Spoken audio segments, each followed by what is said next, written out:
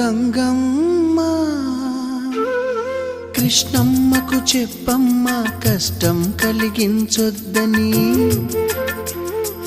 యమునకు చెప్పమ్మ సాయమునకు వెనకాడొద్దని, గోదారికి కావేరికి ఏటికి సెలయేటికి కురిసేటి జడివానకి దూకే జలపాతానికి నీతో బుట్టులందరికీ